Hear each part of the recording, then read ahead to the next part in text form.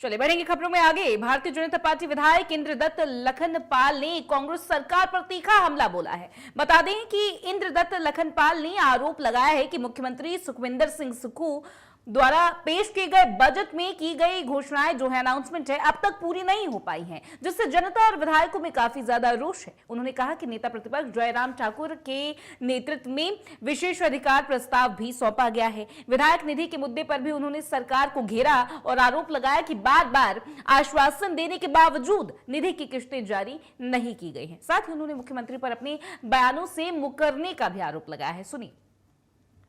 विधानसभा सत्र का आज दूसरा चरण शुरू हो चुका है। वहीं अगर देखा जाए, विपक्ष ने आज सत्ता पक्ष को घेरते हुए कहा कि लगातार मुख्यमंत्री सुखविंदर सिंह सुक्खू आए दिन जो बयानबाजी है वो गलत करते हैं और साथ ही सदन को भी गुमराह करते हैं। फिलहाल इस समय हमारे बीच मौजूद है विधायक इंद्रदत्त लखनपाल।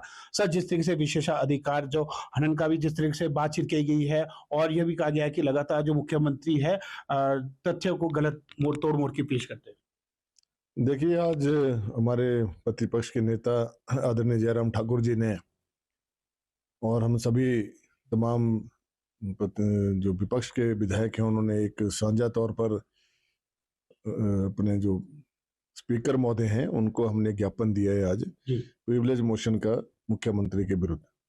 उसमें हमने ये कहा है कि पिछले 3 जो बजट पेश किए हैं मुख्यमंत्री महोदय ने, अब चौथा बजट शुरू होने जा रहा है सरकार का, लेकिन जो पिछले 3 बजटों में जो माननीय मुख्यमंत्री महोदय ने घोषणाएं की, स्टेटमेंट्स दी, सदन के अंदर कुछ स्टेटमेंट देते हैं, बाहर कुछ स्टेटमेंट देते हैं और झूठ पर झूठ बोले जाते हैं, उसको मद्देनजर रखते हुए आज हमने ज्ञापन सौंपा है प्रिविलेज मोशन का उनके खिलाफ कि मुख्यमंत्री को ऐसी स्टेटमेंट्स और ऐसे झूठे वादे करने से रोका जाए।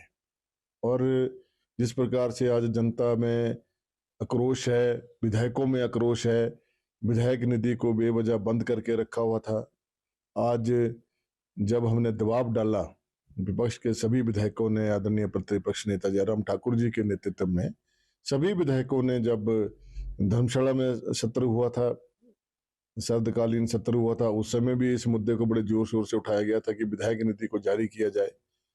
कोई उसके ऊपर मुख्यमंत्री महोदय ने आश्वासन दिया था कि 1 महीने के अंदर जो है हम आपकी विधायक निधि को जारी कर देंगे। नहीं हुआ। फिर अभी जो 3 दिन का जो सत्र रखा था, बजट सत्र जो प्रथम सत्र था रखा हुआ 3 दिन का, उसमें मुख्यमंत्री महोदय ने कहा कि 31 मार्च से पहले जो आपकी 1,10,000 की जो विधायक निधि बचती है उसको हम स्वीकृत कर देंगे। यानी कि कुल मिलाकर यह है कि जो 4 विधायक निधि जाती थी उनमें से अभी तक 2 ही जारी हुई है।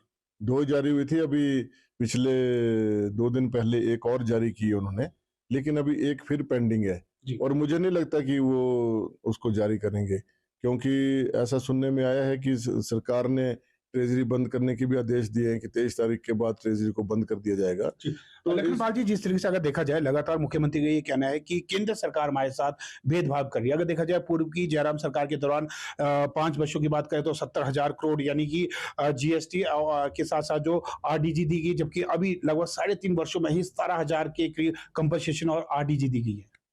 देखिए, ये तो मुख्यमंत्री का और कांग्रेस पार्टी के नेताओं का रोना धोना चला हुआ है। आरडीजी कोई हिमाचल प्रदेश की नहीं कटी है, पूरे 17 राज्यों में कटी है और ये केंद्र का प्रेरोगेटिव है।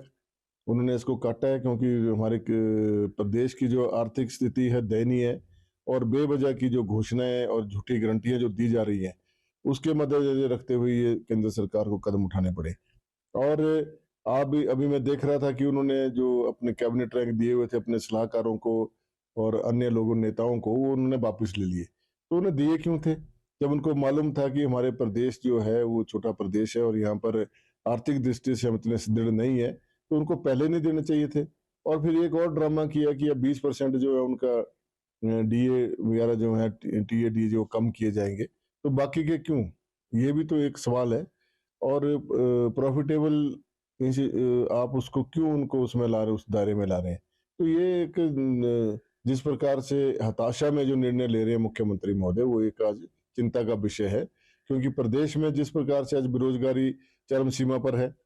मुख्यमंत्री महोदय ने अपनी गारंटियों में कहा था कि हम प्रतिवर्ष 1 लाख नौकरी देंगे और 5 वर्ष में 5 लाख नौकरियां देंगे, तो 3.5 वर्ष होने को हैं सरकार के। अब बताएं वो सदन के अंदर बताएं कि उन्होंने 3.5 साल में कितनी नौकरियां दी। कभी 36,000 बोलते हैं, फिर कभी 26,000 बोलते हैं।